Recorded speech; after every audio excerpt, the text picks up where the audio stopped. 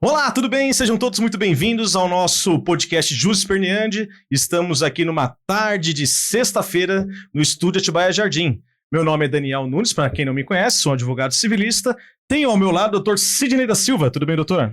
Olá, doutor, tudo bem? Olá, telespectador, tudo bom? Mais um podcast aqui. E hoje nós temos mais um convidado aqui da nossa comarca de Atibaia, doutor Giovanni Doracciotto. Tudo bem, doutor? Olá, boa tarde. Gostaria de agradecer o convite. É uma imensa satisfação e um prazer estar aqui com vocês essa tarde. Dividir um pouquinho sobre a minha história, sobre o que eu estudei e daí por diante até a gente começar a espernear aqui. Isso aí. Por isso que nós somos o Jus Esperneandi.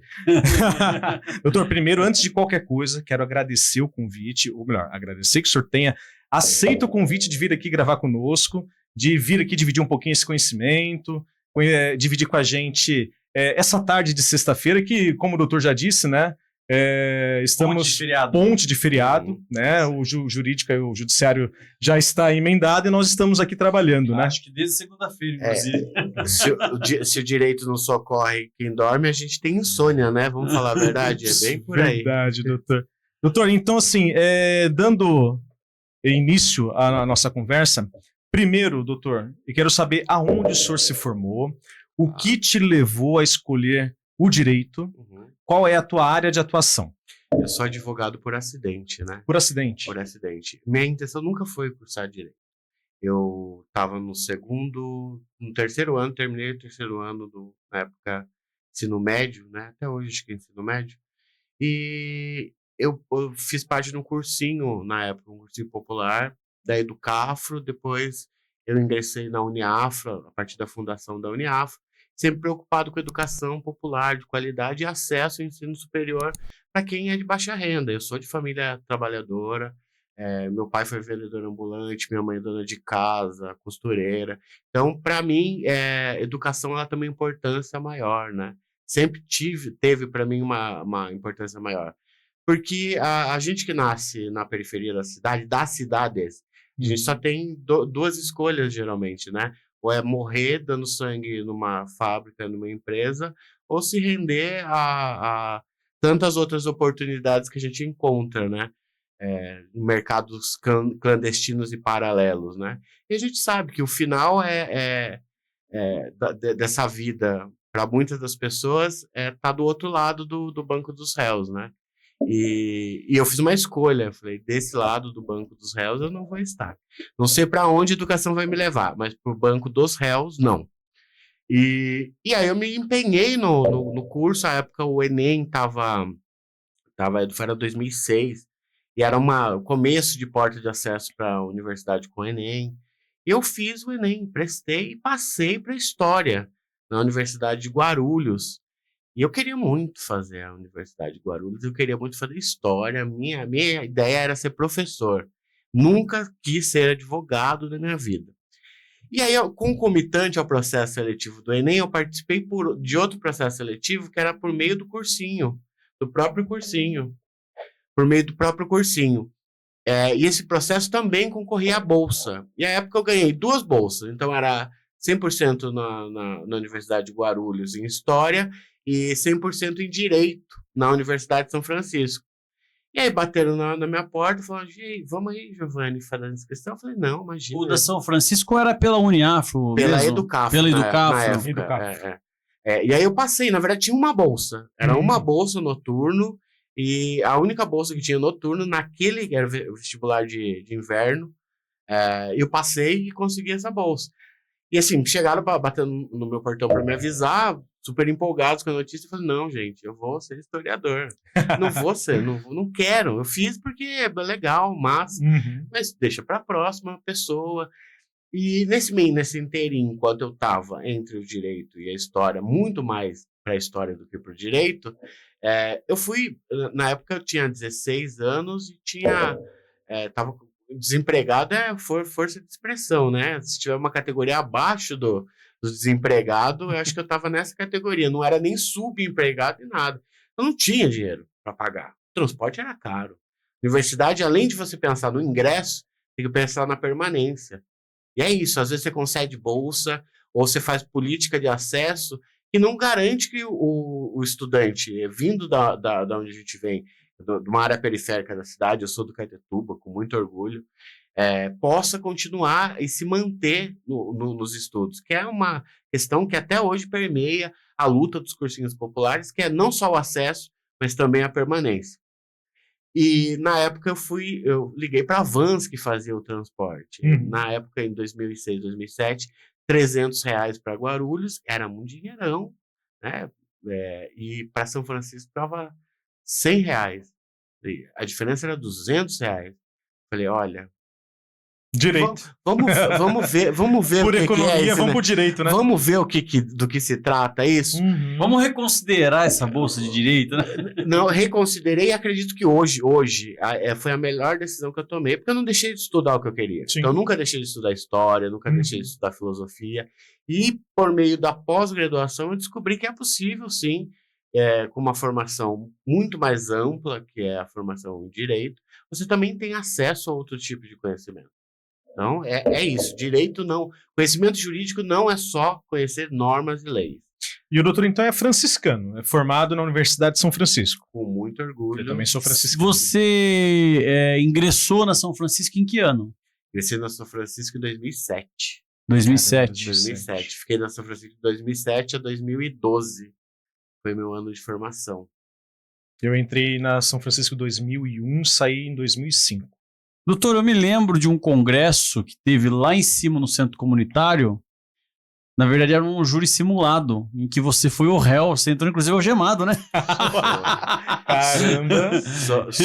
Sob muitos protestos, porque na época eu já questionava essa questão. Como é que você apresenta o réu algemado? Eu falei nos bastidores, mas não pode, gente. Mas assim, manda quem pode, obedece. Foi em 2007 isso, né? Foi em 2007, eu tinha acabado de chegar. Eu lembro. E aí eu lembro que eu não lembro que professor foi, mas eu lembro que falou assim, mas eu perguntei, mas por que tem que ser eu? Não, porque você tem uma cara de réu. Eu falei, nossa, gente, sério, cara de réu. Caramba! Não, foi conduzido pela PM, inclusive, né? Foi muito real o júri, né? Real até demais, viu? Muito, muito real. Você apanhou lá na gaiola, lá, na hora que você estava esperando para entrar? Não, mas eu questionei a necessidade da utilização de algema e eles falaram, se tiver que entrar, vai entrar algemado. Aí tá bom, vocês que mandam. Ainda bem que depois daqui eu vou embora pra casa, tá tudo certo. Já tô absolvido nessa. Foi essa eu já tô. E acho que foi a primeira participação realmente uma participação acadêmica, foi num júri simulado. E eu sempre... engraçado a gente falar de júri, falar de direito penal, nunca foi minha disciplina preferida, sabe? Nunca foi.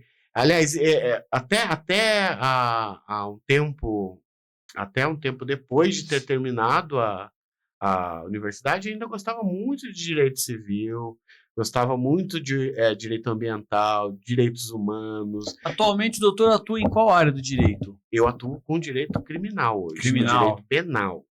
É o que eu gosto hoje. Mas o que me levou ao direito penal foi a criminologia. Então, se não fosse a criminologia, não tinha chegado ao direito penal. E a grande questão é não só entender como se pune, mas entender o porquê que se pune também. Afinal de contas, por que existe um sistema direcionado a punir as pessoas?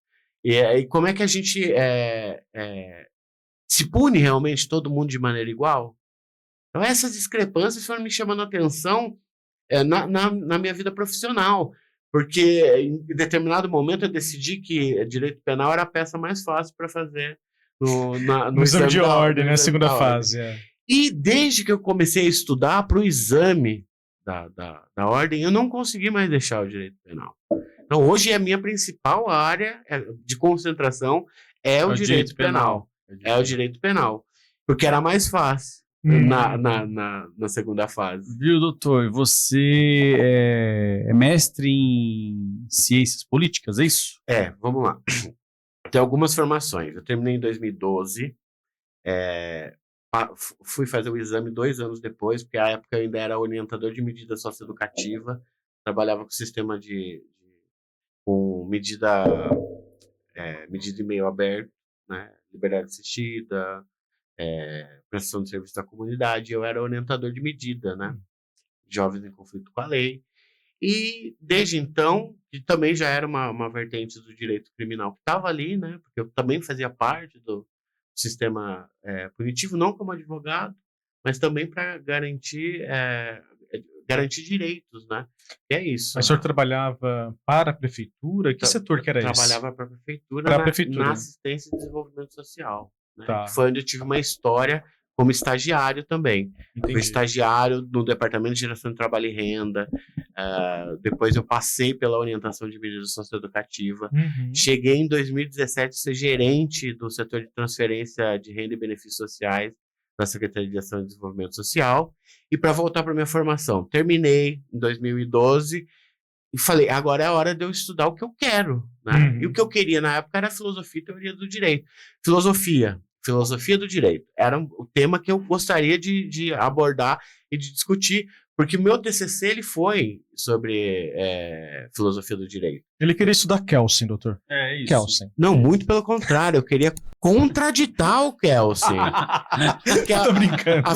Afinal, é o único nome que eu lembro da filosofia Kelsen. Nietzsche.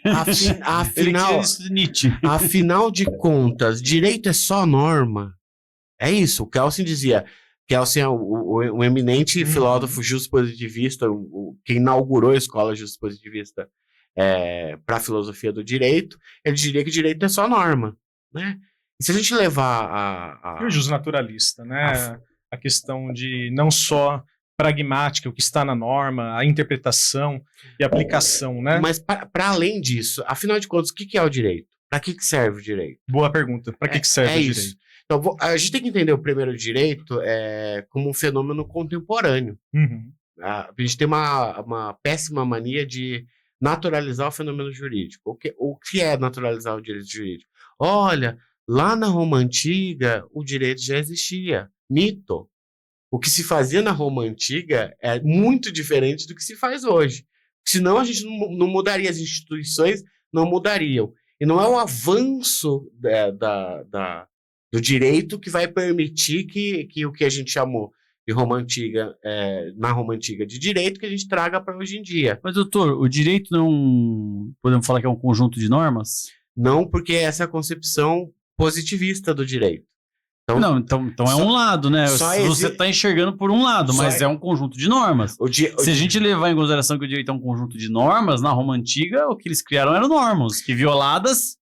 tinha sanções. O que eu quero dizer é que na especificidade do direito, hoje, a gente não pode esquecer que direito não é só norma. Então é isso. Os costumes fonte do direito. Primeira coisa, não só fonte do direito, mas o que é, afinal de contas, o direito mesmo. Se direito for só norma... Sob a ótica filosófica. Sob a ótica do que é, de fato, o direito mesmo. Porque é isso, a gente vive uma sociedade que é um todo complexo e estruturado. Vamos lá, por que é um todo? Porque as partes não existem sozinhas. Não é isso. O direito não vai existir independente de qualquer outra coisa. Nem sozinho e isolado. Não existe direito para isso. Não adianta você ter um conjunto de normas ineficazes, por exemplo. Você tem um conjunto de normas. Se ninguém seguir, não é direito. Então tem a clássica norma que pega. Né? Se a norma não pegar, não tem direito. Vamos supor que hoje todo mundo decida não pagar as contas. Quem vai obrigar essas pessoas a pagar a conta? Então essa é... As sanções. Não paga a Eletro pra ver se a gente grava um podcast aqui pra você ver. Mas se todo mundo parar de pagar, você acha que a Eletro vai cortar de todo mundo?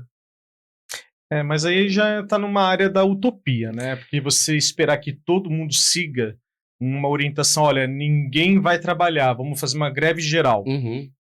Assim, é bonita a teoria, acho muito legal, mas...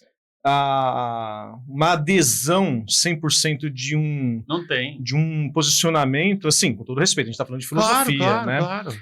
Mas eu acho difícil. É uma realidade que talvez não aconteça, talvez só no campo das ideias. Ou eu tô viajando? Não, eu acho que não, até porque a gente não tem...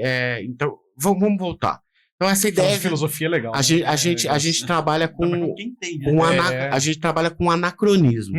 Então existe uma ideia do que é direito pra gente. Sim. E com essa ideia a gente concebe os embriões do que foi o direito. Sim. O direito ele só existe depois o direito como a gente conhece, como a gente trabalha, ele tem uma história. Tem uma história própria. Ele começa com as revoluções burguesas e caminha até hoje, até os dias atuais.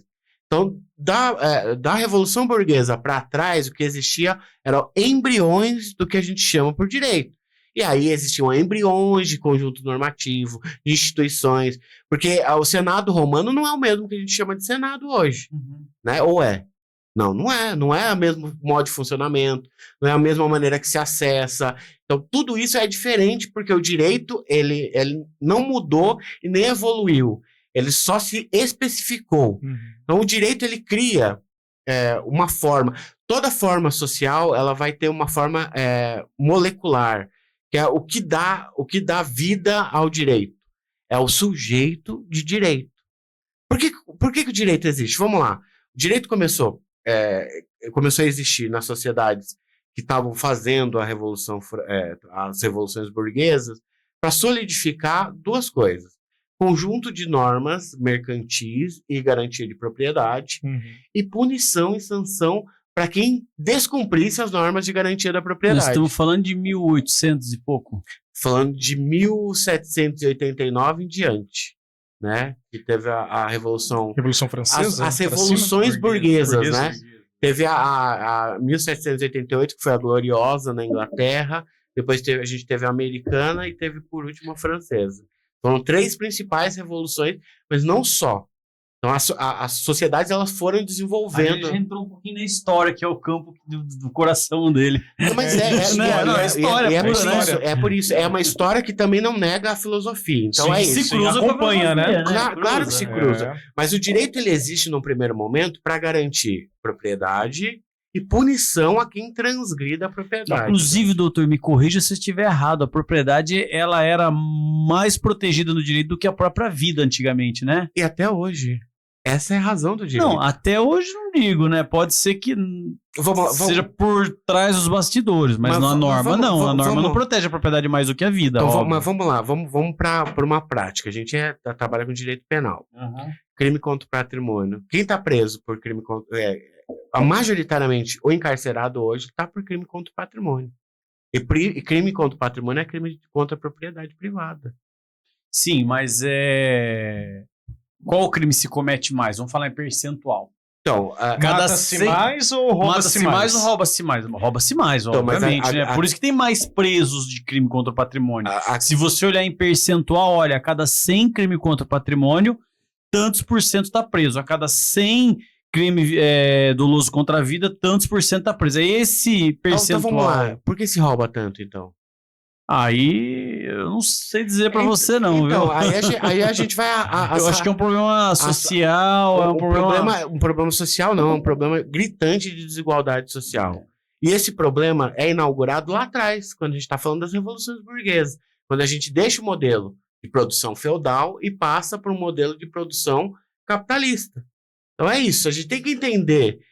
porque é fácil hoje a gente chegar e falar de capitalismo ou crítica ao capitalismo, você tá achado de comunista e de petista. Mas não é longe disso que eu quero passar, dessa mera aparência. Porque eu também acho que a gente tem muitas questões políticas que estão aquém e não se aprofundam tanto. Então, o que a gente tem que entender o sistema capitalista ele existe. Isso teve um impacto para a gente, como advogado, e para o conhecimento jurídico. A maneira como a gente aprende nas universidades é a maneira justpositivista de entender o direito. Por isso que é difícil a gente entender, por exemplo... Mas, doutor, por quê? Eu sou criminalista. Eu sou criminalista. Sim. Porque quando a gente vai fazer uma defesa, a gente não usa a filosofia do direito. Você não vai falar lá da teoria disso, teoria daquilo. Talvez você dê uma citada, uma coisa ou outra, né? Mas você, em regra, você não vai se aprofundar nesse tema. Por isso que as escolas de direito ensinam positivismo. Que ele quer estudar a lei, até porque 5 anos eu acho pouco tempo para estudo para uma formação em direito. Eu acho, minha opinião. Mas o pouco tempo que eles têm, eles vão pregar o quê? O que a norma atual fala. E aí tem lá no início do direito, existe aqueles cursos introdutórios, que analisa algumas coisas. Que a gente nunca mais lembra depois que Nunca mais lembra, a não ser que faça uma pós, igual você fez, uma extensão, entendeu? Mas se eu te disser... É que no dia a dia, só para eu concluir, no dia a dia do advogado, pô, Você usa teoria de direito, de filosofia no seu... No dia a dia eu pego o Código Civil, É isso artigo aí, tal, doutrina, processo jurisprudência, civil, artigo a sua tal. técnica. Porque nós e fomos pau. ensinados a sermos técnicos pela universidade. A universidade nos ensinou a ser técnico. Mas a pergunta é, os Não- juízes são técnicos ou são não- filosóficos? Não pensador do direito. Uhum. Não existiria norma nenhuma e nenhuma teoria juspositivista se o Kelsey não tivesse pensado o direito da maneira como ele pensou. Uhum. Se alguém chegasse para Kelsey e falou, Kelsey, deixa isso para lá. O direito já tá aí. É o que todo mundo já dizia sobre o direito. O direito é natural, vem junto com as pessoas.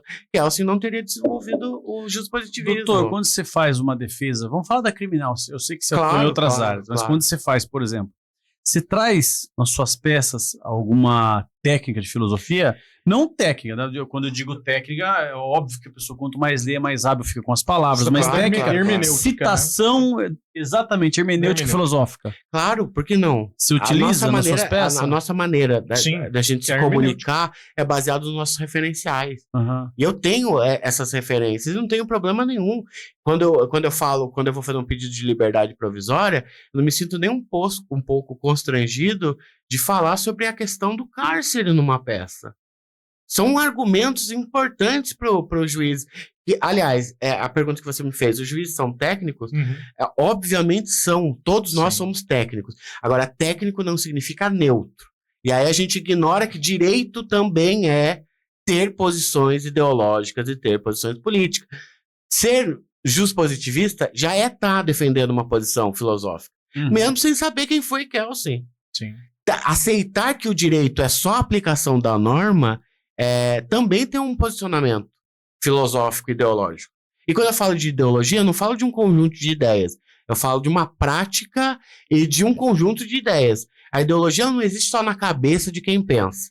E isso eu ouvi muito durante a universidade, durante os cursos, na pós-graduação e alguns grupos de estudo que eu fiz parte. Direito, o ensino jurídico, ele não forma pensadores do direito. Ele forma técnicos, advogados, promotores, delegados. E quem vai pensar o direito, afinal de contas? Quem é que vai pensar? Se não nós, que estamos lá, Uhum.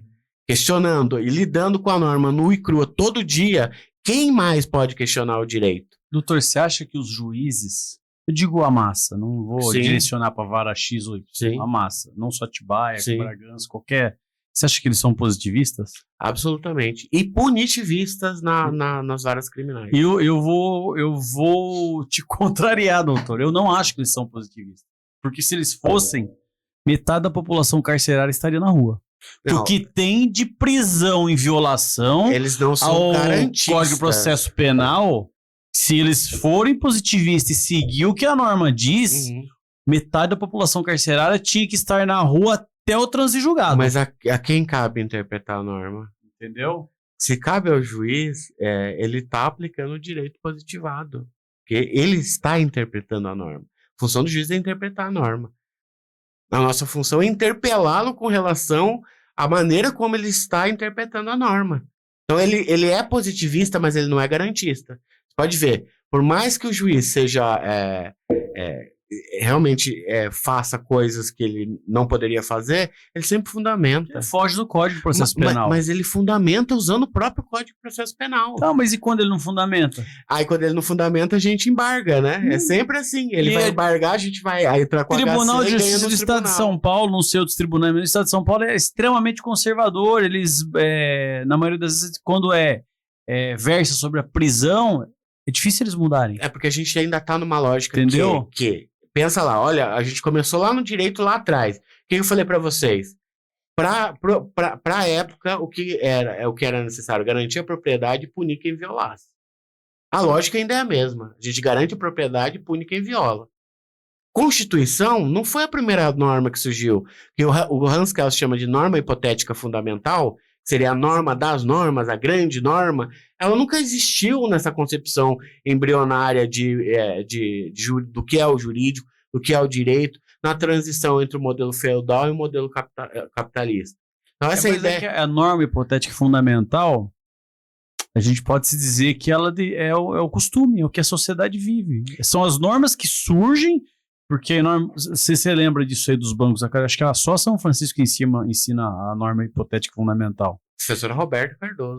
Então, veja bem, a norma hipotética fundamental, ela parte de um princípio de que, se existe uma norma hipotética anteriormente, que é o que dá o sentido para a criação daquela norma posterior. Por exemplo, quando você fala da pirâmide de Kelsen, que fala que a Constituição está no topo, a norma hipotética fundamental está acima da Constituição. E o que eu, no meu humilde entendimento, eu entendo como norma hipotética fundamental? É os usos e costumes. Então, mas os usos e costumes de quem? De uma sociedade. Não, mas uma sociedade, ela é homogênea nos usos e costumes? Não é, mas é que não dá para criar uma constituição, né? Para cada... então a gente ganha nos usos e costumes mais aplicados? E aqueles que não são aplicados, eles também não fazem parte do... Mas a realidade, por exemplo, de quem mora em São Paulo é diferente de quem mora na Bahia, por exemplo. Mas o direito de quem mora na Bahia é diferente do direito de quem mora em São Paulo? Os usos e costumes são. Então, se os usos e costumes... A interpretação é diferente. São normas, se os usos e costumes também são fundamento da norma hipotética fundamental, a gente teria que garantir que não só cada estado, mas dentro de uma própria sociedade que é plural em questão de usos, costumes e tradições, a gente tem que garantir também que todos os usos e costumes sejam garantidos pela norma. Então, a norma hipotética fundamental, ela é muito mais um artifício teórico do que propriamente uma prática. Isso gera o quê? A ideologia jurídica. A ideologia jurídica vai começar a dizer como a gente deve pensar o direito e a sociedade. E a gente não questiona. Não questiona. A gente questiona o quê? Dentro da legalidade, se o juiz garante ou não os direitos do nosso cliente. Se ele viola ou não. Se a parte contrária está cumprindo os requisitos ou não. A gente virou apontador. A gente faz checklist. É verdade, a gente virou apontador. E olha... Daqui a pouco, até nós não seremos necessários como apontadores. Tecnologia, a inteligência artificial, está trabalhando para que todo o profissional que só se restringir ao conhecimento técnico seja ultrapassado. Daqui a pouco, as inteligências artificiais já estarão fazendo petições e analisando processos melhores do que nós. Nós não temos a capacidade... Eu digo que não é daqui a pouco, não. Eu digo que isso já esteja acontecendo. Não, já muito... Já esteja acontecendo. É que... eu não sei se a aceitação, deve haver uma resistência, uma barreira geral em relação à aceitação dessa tecnologia, mas todo isso já mundo acontece. Tá usando. Eu tenho certeza que tem muitos tribunais aqui que já usam inteligência artificial para julgar processos. Para julgar processos e assim, a gente está perdendo o fator humano nesse meio tempo. A gente perde o fator humano. Aí a gente deixa de contar com a interpretação a nossa interpretação sobre determinado fato. A gente vai contar com a interpretação que a gente vai pedir para uma inteligência artificial ter. Mas a inteligência artificial veio muito longe, foi muito longe. Quero voltar para o passado. A gente está indo muito para o futuro. Eu quero voltar mais da filosofia. Eu quero voltar Você mais... vem que vai falar de filosofia. Cara, falar de tecnologia é falar de estatística, porque a inteligência artificial, ela pega a média daquilo que é feito e ela te apresenta, olha, muito provavelmente... o sucesso da tua causa vai ser assim se você trilhar esse caminho por estatística. Não é humano, é matemática, né? O ingrediente humano de você pegar uma causa e valorar, humanizar, isso está muito longe da tecnologia. E aí corre o risco da perda. Aí, né? afinal de contas, quem que vai legislar? Os computadores vão legislar, os computadores vão julgar. E aí, como é que fica? E quem vai ser preso? É o computador? Só que se o computador julgar, você concorda comigo que a gente está prestes a ter uma grande mudança de valores novamente? Vamos falar científico, da ciência jurídica. E eu vou jurídica. colocar mais uma coisa em cima da mesa. Mais uma vez, ter uma mudança... Isso é a máxima do positivismo. De direção. Mas deixa eu jogar uma carta na mesa, vocês estão falando aí. Estamos falando de valoração, de humanização e da perda, talvez a perda disso, certo? E, sinceramente, do jeito que nós estamos caminhando, eu penso comigo, de repente, uma sentença feita por uma inteligência artificial, ela vai ser mais justa do que um juiz. Eu não tenho dúvidas Porque disso. juízes não leem nossas petições, eles não são humanos ao ponto de aplicar o Código de Processo Penal, o Código Penal, de uma forma correta. Às vezes eles fazem interpretações porque tem um viés para um lado e quer prejudicar o preso, porque o preso é pobre, porque o preso é isso, porque o preso é aquilo. Experimente um dia, pergunte pro ChatGPT, jogue uma sentença lá. Pergunte pro ChatGPT. A questão é a utilização do prompt. Você vai pedir para ele julgar de determinada forma e peça para ele redige uma sentença para esse caso como se você quisesse condenar. Redige uma sentença para esse caso como se você quisesse absolver. Ele vai achar resposta para as duas. Mas isso é o que o juiz faz até hoje. Ele não vai te deixar, ele não te deixa, você não se entrega totalmente para a inteligência artificial. Isso é o que acontece no processo hoje. Vamos tirar um pouquinho a inteligência artificial da cena. Mas isso é o que acontece. O juiz, se ele se convence ou se ele quer condenar, ainda que as provas estejam pendendo para o lado da inocência, ele vai arrumar fundamento dentro do processo e vai condenar. Pega um juiz que foi roubado na Praça da Sé indo para o tribunal. É isso. Juiz vai julgar um processo de um furto. Ele acabou de ser furtado lá fora. E aí, como que fica? O coração do juiz. O sentimento dele vai pesar. Sistema judiciário não é justo. Quem disse que é? Então, é isso. Então, justiça não tem nada a ver com direito. Não. Então, direito é a norma. Hoje, a concepção do direito é a norma. Direito não é justiça. Nós buscamos a aplicação do direito para fazer a justiça. Quem aplica a norma é um ser humano. Então, mas vamos pensar. Tá bom, direito é norma. Mas quem cria essa norma? É o Poder Legislativo, né? É o Estado. O Estado é o fiel depositário da norma. Em tese, sim. E quem cria dentro do Estado essas normas? A sociedade. Que sociedade? A sociedade que elege o deputado. Mas eu não tô lá. Eu nunca redigi um artigo na minha vida. Mas você votou num deputado que você tenha o seu viés compatível com o dele. Mas e se o deputado que eu votei, ele não perdeu ou ele não tem representatividade? Aí é democracia. Aí você tá assumindo a democracia. A maioria ganhou. Mas a maioria, por exemplo, vamos lá. Eu tô vendo que tá indo pro campo do anarquista.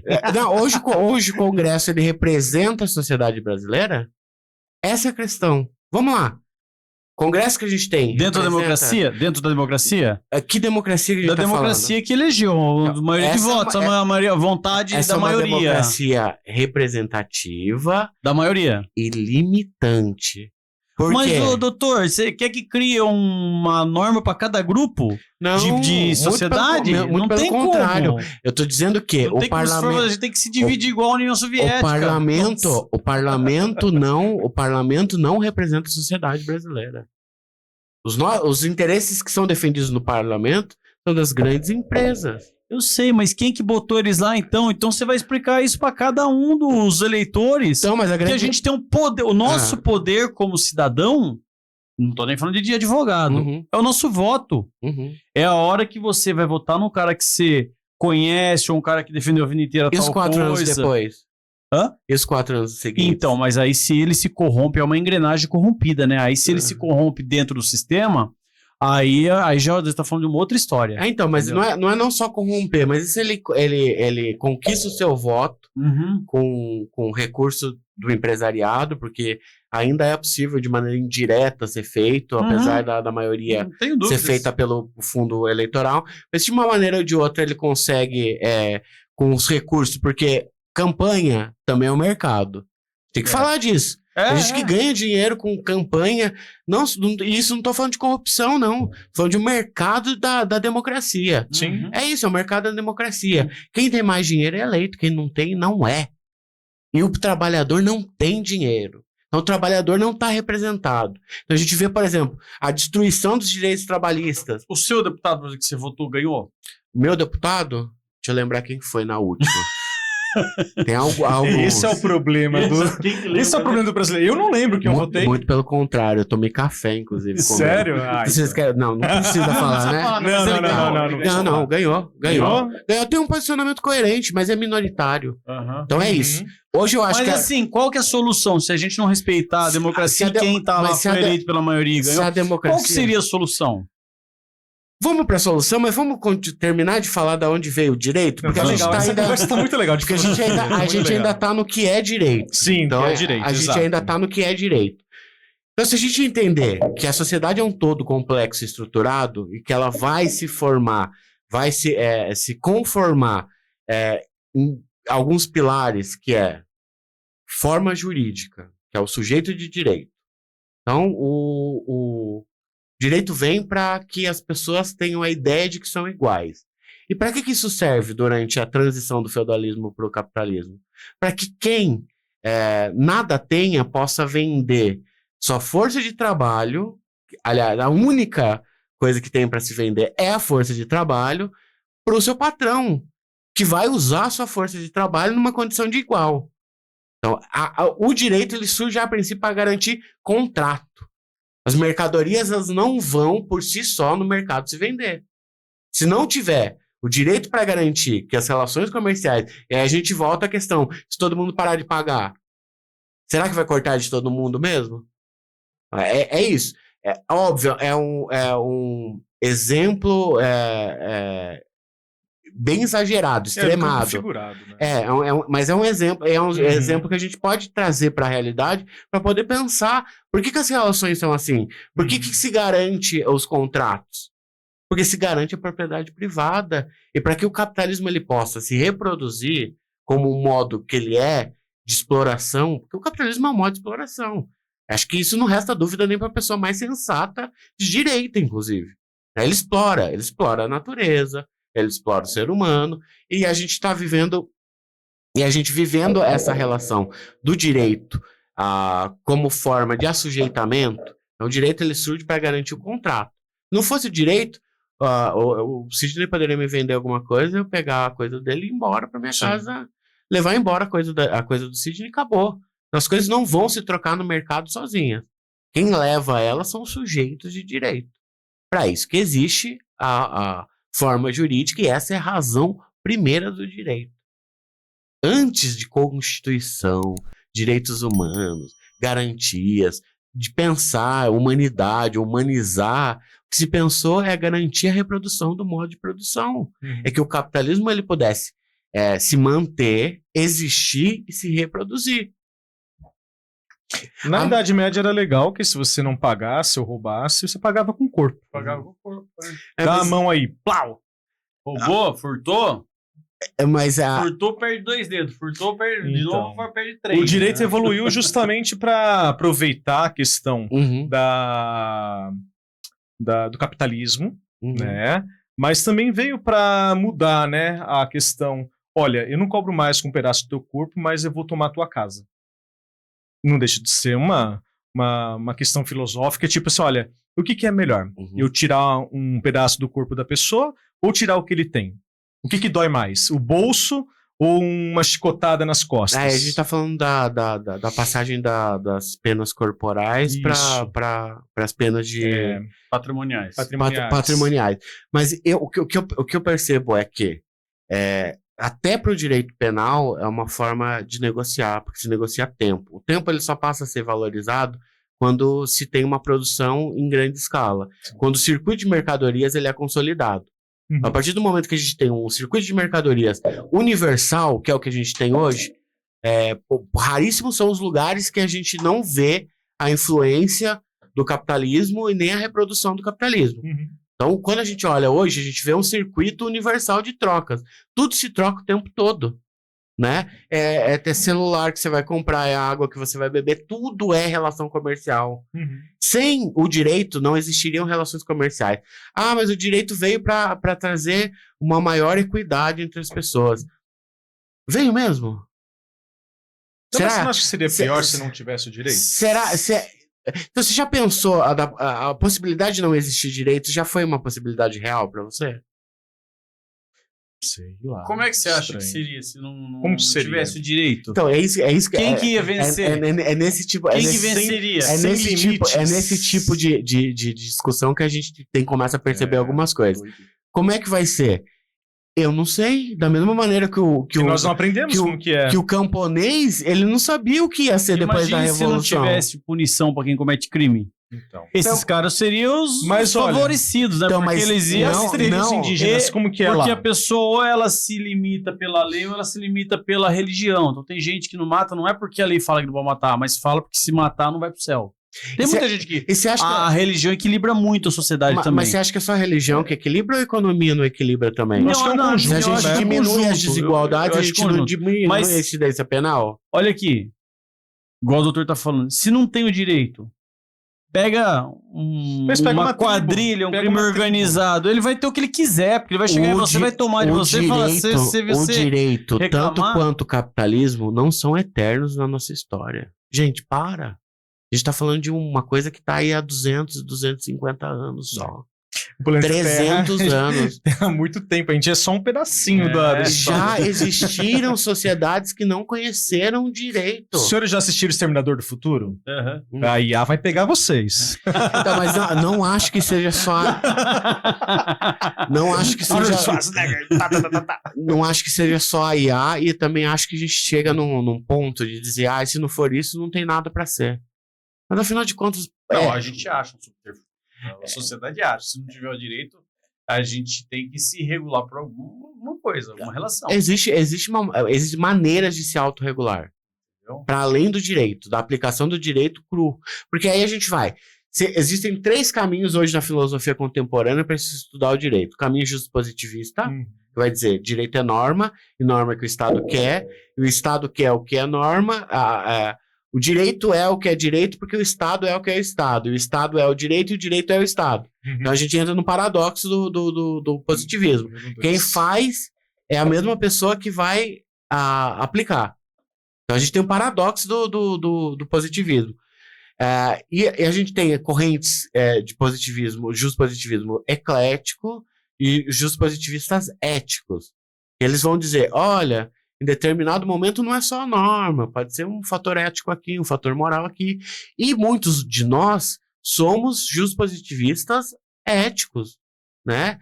Ou neo-justo-positivistas, né? Porque é isso, a gente tem uma visão de interpretação do direito que ela é muito restrita. Então você me fala, Giovanni, o que me basta é entender como a norma funciona e ponto final.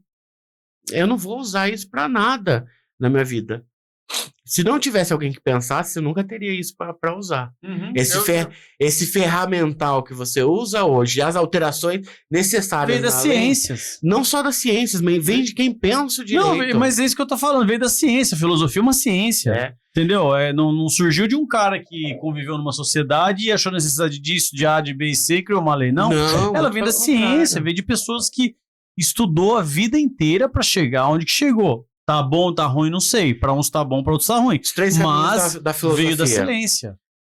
Ou a gente é justo positivista, ou a gente é não justo positivista. Significa que a gente rompe a lógica do justo positivismo, que direito é só norma. E a gente vai encontrar fontes, outras fontes para o direito. Carl Schmitt, por exemplo. Carl Schmitt vai dizer que direito é poder. Quem tem poder faz a lei. Quem não tem, não faz a lei. Carl Schmitt foi muito claro quando ele trouxe isso, rompendo com essa relação de justo positivista.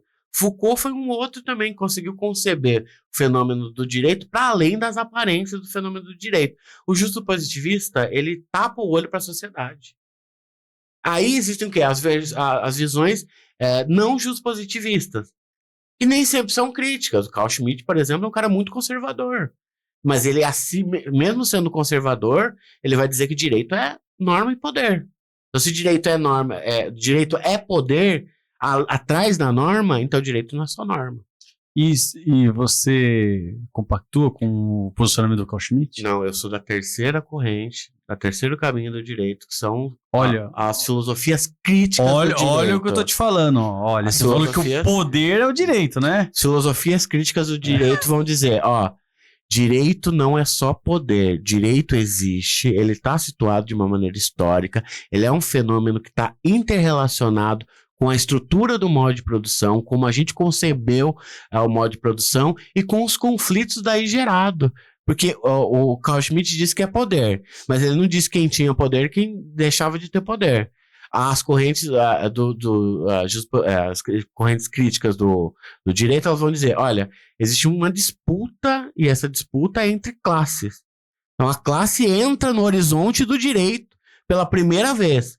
Existe uma disputa de classes entre as classes. E essa disputa é também por poder. Essa disputa, ela é política. Então, quando alguém fala pra mim, eu sou do direito, mas não gosto de discutir política, eu falo, então, vamos voltar atrás. Então, eu falo assim, eu sou um cara que é datilógrafa, o cara que estuda direito, eu sou um intérprete das normas. Mas não diga que você é um pensador do direito, porque não é. De fato, não é. Se a gente desconhece as alternativas, aí você me fala, coincidentemente, da União Soviética. E quem eu estudei na minha especialização foi um jurista russo chamado E.B. Pachucanes. Caramba, que isso não é um nome, isso é um... na verdade, o E.B. são... Iniciais, né? Iniciais. E.B. Pachucanes. Pachucanes, ele dizia o seguinte, olha, o direito, ele vai além da norma, ele é um fenômeno específico do capitalismo, e ele só existe para garantir... Do capitalismo? Do capitalismo. Fala que o direito é um... fenômeno específico do capitalismo. Caramba. É como a gente conhece o direito. Veja, não é porque uma coisa se chama xícara a vida inteira que vai ser a mesma forma. É porque você tem a ideia de xícara hoje. Uhum. Mas se eu, por exemplo, se há 300 anos atrás um pote era chamado de xícara, é completamente diferente da sua ideia de xícara. O que a gente faz é pensar hoje, a concepção do direito hoje, e achar similitude lá atrás. Por isso que existe um fenômeno que é a especificidade do direito. Olha pra você ver. Achar o que é o direito hoje e achar similitude lá atrás.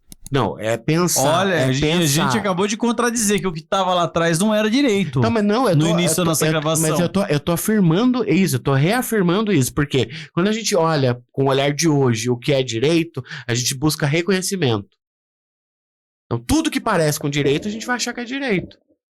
Código de Hammurabi, a gente vai achar que é direito. Uhum. A gente vai achar que tudo é direito. Olho por olho, dente por dente. Mas é que, talvez, num olhar macro, a gente acha que o direito é a regulação das interações sociais. Das interações sociais e as consequências. Das interações sociais capitalistas. E aí, quando você olha lá atrás, o que o doutor acabou de falar, eu vou falar como civilista. Perde a mão, a gente tem isso como uma consequência do direito. Então vamos lá. Olha, se cada ideia ou concepção política cria o seu próprio direito, a gente deveria viver um mundo que o direito é múltiplo e diferente para todo mundo. É a União Soviética, eu acabei de falar. De maneira nenhuma. Então, que de lá de lá pensa, passa um murão no meio, do lado de cá pensa... O muro de Berlim, muro, é isso? É o seguinte. Mas você acha que isso foi a União Soviética? Não, sinceramente falando. Não, a União Soviética, ela se dividiu, né?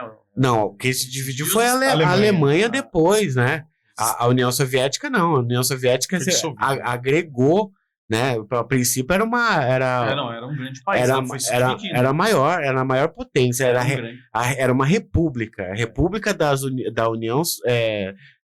das repúblicas socialistas soviéticas, o RSS, né? De inúmeros países. O Pachucanes vai dizer o seguinte, então vamos voltar para o Pachucanes e depois a gente volta pro direito na União Soviética. Deixa eu só dar um ganchinho para vocês. Claro. Não, eu falei da União Soviética, mas eu não sei o motivo pelo qual ela se dividiu. Mas o que eu tô te falando, como que era o direito lá. Eu tô dizendo que fazer igual na Soviética, por quê? A gente acabou de falar aqui. Na Bahia pensa assim, São Paulo pensa assim, Santa Catarina pensa assim. Então, já que tem que ter uma lei para cada local, a gente tem que se dividir igual a União Soviética. Isso que eu te falei da União Soviética. Mas o ponto de vista que o doutor tem, com todo respeito, é um ponto de vista de advogado criminalista. Porque eu falei sobre a regulação das interações sociais. Uhum. Né? Por que eu falei com esse meu prisma? Né? Porque o direito você pode olhar ele de vários ângulos e sempre vai ter um olhar diferente, cada um que olha tem um olhar para o direito, né? Eu como civilista, eu vejo que a revolução, a evolução social dentro do direito civil. Uhum. E eu vejo que o direito não acompanha as novas modalidades de família, eu vejo que o direito não acompanha essa situação de direito civil, de sucessão. A gente vê que a sociedade, ela está muito mais à frente no tempo do que as próprias leis. Às vezes você precisa de normas para regulamentar uma situação que, vamos falar bem sinceramente, que você precisa de um STF para legislar uma situação porque o Poder Legislativo não tem condições de acompanhar a evolução da sociedade. Por quê? Muito louco isso, Porque né? eles não representam a sociedade, eles representam seus essa próprios é a nossa interesses. Aí eu Essa é a nossa concordo crítica. com você. Aí eu seus concordo com próprios você, interesses. doutor. Concordo Aí plenamente. eu concordo. Aí a hora que eu entro, Não é? eu falo, Uhum. quem que vai trazer isso para alguém? É a ciência, o cientista, Uhum. que estudou aquela mudança de comportamento social e cata aquilo e leva para o deputado para não ficar votando emenda de cima. Ó, a sociedade agora tem uma necessidade nova aqui, ó. As guardas têm que mudar o tipo de guarda. Mas eles não acompanham. Mas é o que o doutor acabou de falar. Ele Ele não tá está do judiciário de um poder que não tem a prerrogativa de legislar, de fazer lei, mas ele tem que fazer para regular as situações. Aí nós temos súmulas, nós temos as interpretações, Na filosofia que é fonte de direito também, né, doutor? crítica do direito, o que a gente diz? Que existe o assujeitamento do indivíduo, né? O núcleo da forma jurídica é o sujeito de direito. Sem o sujeito de direito, a gente não tem nada. Sim, se você não tem uma pessoa, não adianta você ter um bicho. É isso. E o bicho não é sujeito de direito. Quem faz a economia são humanos. Sim. E é isso. Existe para que a economia surja e se reproduza. Por isso que não pode pedir pensão pro bebê born. Meu Deus do céu. Jesus. Dependendo do bebê reborn, gente. Então, mas aí é questão de direito civil e não aguardem-se. Tá falando É a direito divisão aplica do pro capital. indivíduo, não pro Aí o doutor objeto, tá falando, é né? o capital que tá Então, mas se um envolvido. dia for interessante pro capital proteger o bebê reborn, vai ter legislação pra Sim, isso. porque tem direitos Se um por dia, trás se um disso. dia para vender mais bebê reborn seja necessário criar o código do bebê reborn, não tenha dúvida de que é isso que o parlamento vai Eu fazer. não duvido. Se Porque for é interessante isso, ó. pros poderosos, Do né? jeito que a gente tá andando. Então, mas quem são os poderosos, afinal de contas? Vamos lá. Houve uma revolução. Rei posto, rei morto, rei posto. Cai o feudalismo, cai os monarcas, e surge quem? O Estado moderno e a burguesia. É isso, são dois fenômenos. Mas o Estado moderno, ele era conduzido pela burguesia. Ele é conduzido pela burguesia até os dias de hoje. Nossa grande dificuldade hoje é falar isso. Sem parecer comunista, sem parecer petista, sem parecer um louco alucinado. Eu estive lendo aqui, só falando um pouquinho de história, não sou da história, mas assim, eu leio alguma coisa, eu estive lendo como é que surgiram os trens aqui no Brasil. E as pessoas que trouxeram foram grandes industriais da Inglaterra que trouxeram os trens, fizeram um acordo com o Estado, entendeu? Então, essas ferrovias que passam, inclusive aqui dentro Sabe de qual foi Atibaia, o primeiro abandonada. país a ter uma ferrovia? Qual? Paraguai, aqui na América Latina. Então. E aí veio a galera e pegou o Paraguai. No History falou, fez uma matéria sobre a vinda das Cuidado com o ferrovias. History fala dos alienígenas do passado, hein? É sensacional a história, doutor. É meio teoria da conspiração, algumas coisas. Né? É sensacional, assim, a história da vinda, quem são os personagens que trouxeram as ferrovias pra cá, mas eu não E o que, os burgueses e o lá que da- eles levaram da gente pra deixar medo de trilha aí? Não, eles tinham, eles administravam. Claro. Eles não vieram construir e foram embora. Claro, Era deles. Claro. Gente, Entendeu? a FEPASA. Aham. Não precisa ir até a Inglaterra, não. Aham. A gente teve Atibaia teve trilho. O que aconteceu? O que se formou ao longo da linha férrea? Perdeu.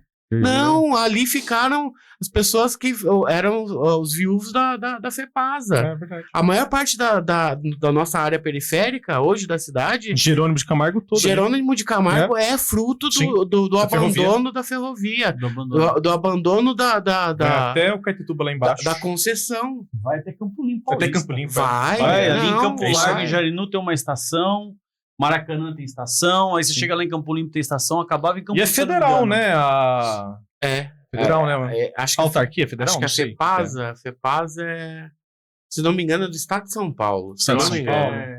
São Paulo. Mas era Tá. concessionário também, e era isso. a concessionária deixou de ter interesse, isso fez trabalhadores ficarem à margem e isso criou um processo de desigualdade social na nossa cidade. Na nossa região. A gente tá falando aqui da nossa cidade. Então vamos lá, a gente tá entendendo... Temos um exemplo. A gente tá entendendo de onde vêm as desigualdades e por que as coisas funcionam dessa maneira.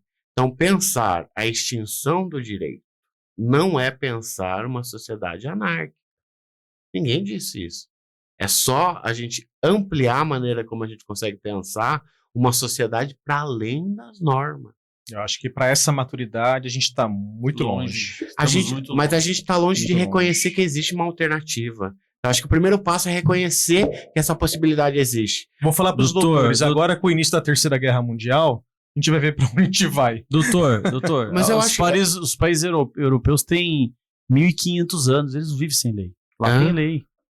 Então, mas eles têm 1.500 eles anos, têm, mas um adulto experiente. Mas a Inglaterra feudal não é a mesma Inglaterra burguesa. E outra, o capitalismo surge aonde? Inglaterra, França, nos principais países europeus.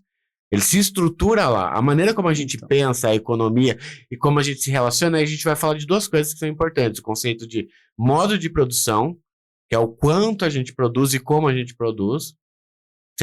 Quando a gente passa da manufatura para a indústria. Hoje é o nosso modelo Ford, né? Não, já é o pós-Fordismo. Pós-Fordismo. Que essa ideia porque a produção em massa, né? Que aí vem em conjunto. Nasceu o modelo Ford. Porque assim, o modelo Fordismo é aquela. Automatizou, começou a automatizar. O toyotismo também. Na verdade é o seguinte: o que você faz? Você separa a linha de produção para que o trabalhador não se identifique com o produto do seu trabalho. Então, se eu aperto 2 parafusos, eu nunca vou achar que fui eu que construí o carro. Porque se eu achar que fui eu que construí o carro, eu vou começar a achar injusto eu construir muito carro e andar a pé. Pensa. E aí se automatizou, que é o toyotismo. Então, cada vez foi preciso preciso menos ser humanos em cada linha de produção e cada vez mais como apêndice da máquina. Era o cara só que apertava o botão. O ser humano passou a ser acessório na linha de produção. Passou a ser acessório. E hoje a gente está vivendo a era do empreendedor de si mesmo, né? A pejotização, que é o quê? A fragmentação completa do direito do trabalho. Hoje dizer que você é CLT ou que você quer ser CLT é ofensivo. Nossa, imagina. Eu quando era adolescente, eu queria ter muito minha CLT registrada. Mas o doutor acha ruim isso? A pessoa que querer ser empreendedor de si, se empreender, fazer o seu dinheiro e viver disso? Eu acho, empreendedor? Eu acho que não tem mercado para todo mundo e se vende a ilusão que é possível todo mundo. A pessoa aí você vai ver o cara pegar os 5 mil que tem guardado e investir em qualquer coisa que ele acha que vai ter um retorno e não ter.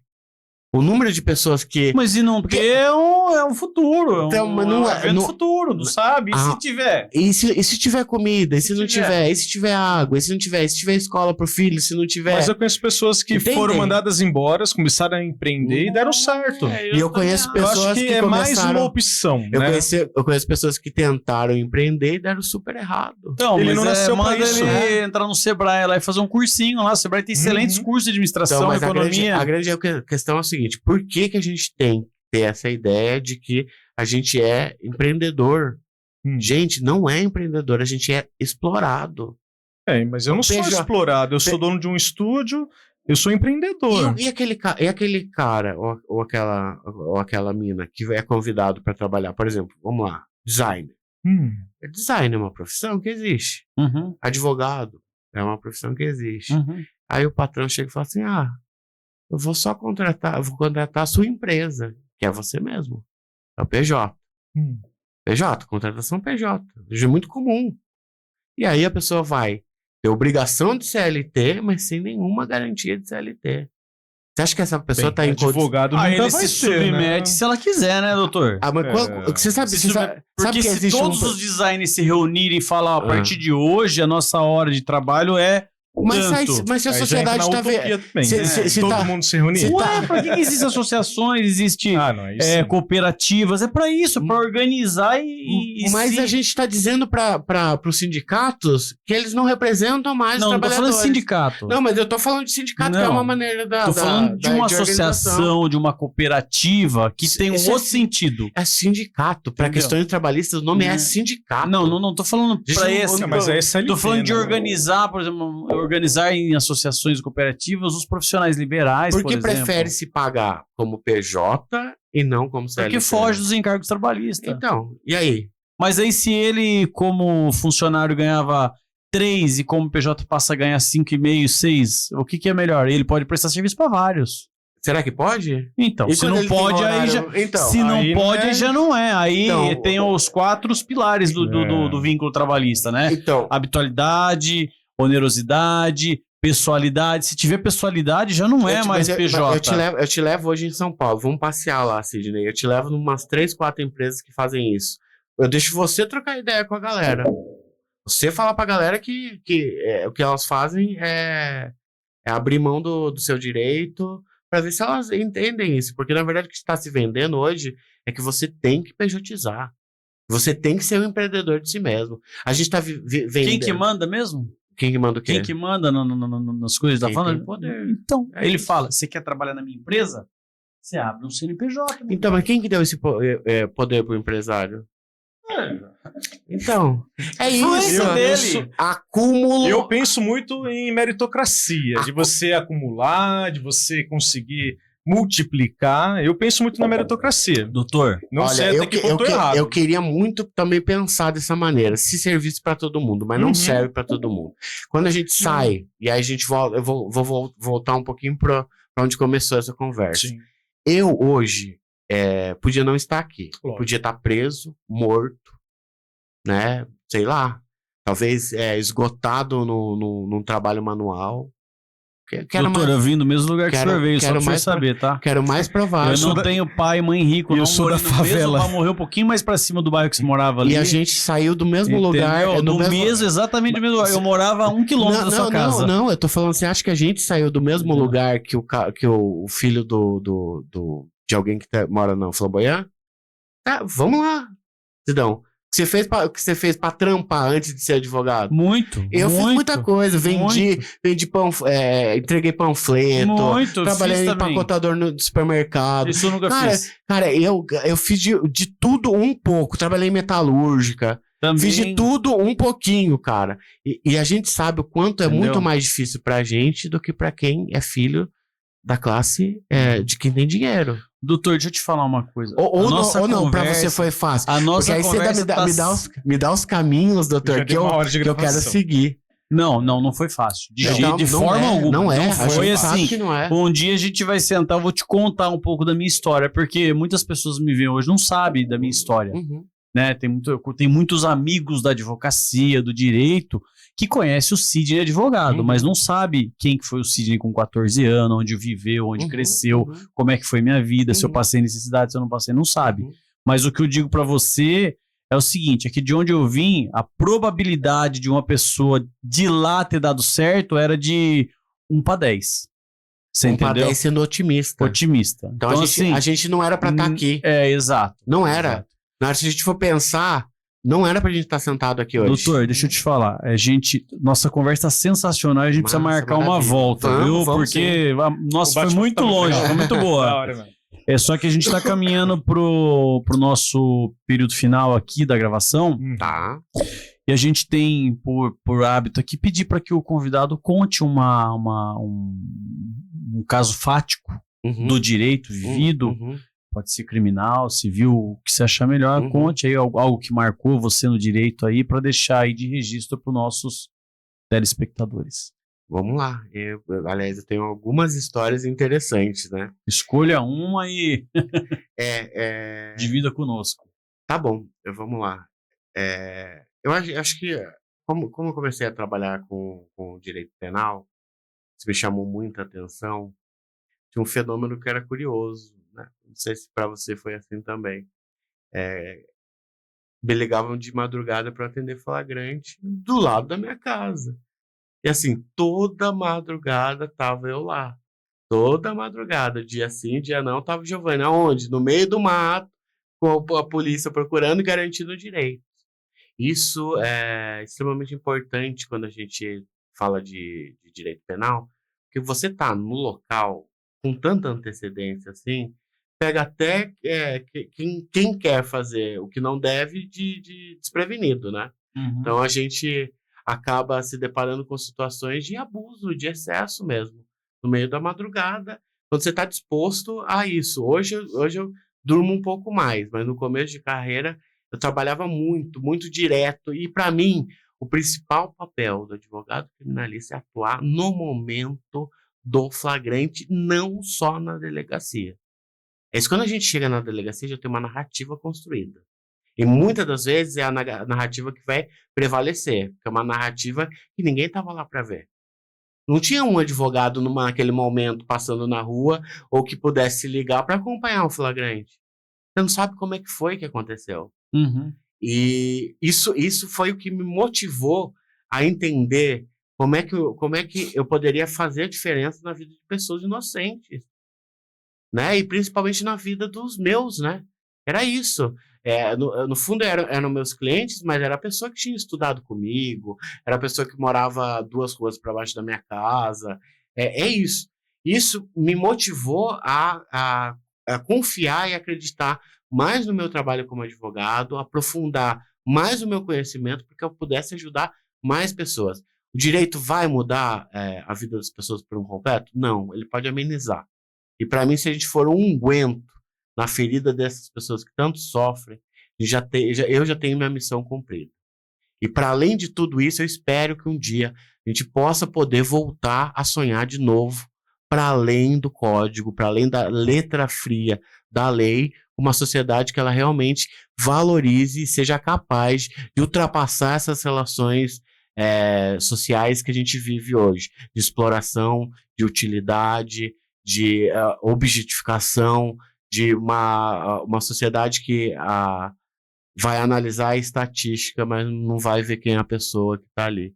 Então, para mim, é extremamente importante que a gente possa sonhar o direito, para pensar melhor os direitos também. Muito bom, doutor. Isso aí. Muito bom. Bem, vamos finalizar, doutor. Agradecer novamente a presença. Esse bate-papo foi top. Falar de filosofia é muito legal. E gosto muito quando a gente fala de filosofia e pontos de vistas diferentes, distintos. E é uma conversa saudável. É coisa que a gente não consegue ter com algumas pessoas fora de um ambiente igual a esse daqui, né? De repente você vai falar com alguém e a pessoa não quer escutar você, quer impor, né? Talvez um ponto de vista. E eu acho que esse tipo de conversa é saudável, construtivo. Agregador. E agregador, exatamente. Queria agradecer novamente. Imagina, eu que agradeço o convite. Estou à disposição, a gente pode vir aqui. Vamos fazer um café com filosofia, Nossa, né? legal. Cada mês eu volto aqui para a gente com um tema diferente de filosofia, para a gente fazer um cafezinho filosófico aqui. Porque assim, a gente precisa pensar o direito. Às vezes a gente se perde com a burocracia. Direito não é só burocracia. A gente precisa entender o que é o direito para poder mostrar alternativas ao que é direito. Doutor, aproveitando aqui, a Abracrim, ela tem um programa toda quinta-feira, faz uma live às 20 horas. Toda quinta. Sim. Eu vou te convidar, vou falar para o pessoal do eventos lá, colocar na agenda e te convidar para fazer uma gravação para a gente estender esse tema aqui lá para a Abracrim, tá bom? Vamos fazer, é importantíssimo a gente. Muito boa a conversa. E ainda quero trazer algumas figuras para reafirmar o que eu disse. Intelectuais com renome, porque aqui é só o Giovanni, né? Imagina. Mas o conhecimento dividido não importa de onde veio. E eu sempre fui essa pessoa e eu quero que fique isso aqui. Eu sempre fui a pessoa disposta a dialogar, porque conhecimento se divide. Exato. E eu não preciso concordar com o que você disse, nem você com o que eu disse. Exato. Se um dia a vida, ou os teus estudos, seja lá o que for, te levar a pensar como eu, muito bem, a semente foi plantada aqui hoje. Não quero germinar nada e muito menos pregar na cabeça de alguém. Sim. O que a gente quer é poder conversar. Falta diálogo aí Exato. pra gente. Mas a gente chega lá. Doutor, obrigado por aceitar o convite, por vir aqui hoje numa sexta-feira, ponte de feriado, né? Verdade. Todo mundo viajando, Verdade. curtindo a família. E a gente manteve o nosso compromisso e viemos gravar aqui. Obrigado ao telespectador que acompanhou até aqui. E é isso aí, doutor Daniel. Mais um podcast finalizado com sucesso. Finalizado com sucesso. Eu quero deixar aqui um recado para quem vai nos assistir, que você que ainda não segue o nosso canal no YouTube, o Jus Esperniandi, siga o nosso canal, dá aquela curtida, manda esse vídeo e outros que estão disponíveis no nosso canal pro teu coleguinha, manda lá no grupo de WhatsApp, dá aquela força pra gente e semana que vem tem mais, se Deus quiser. É isso aí. Um grande abraço e até a Abraço, próxima. pessoal. Até Valeu. mais.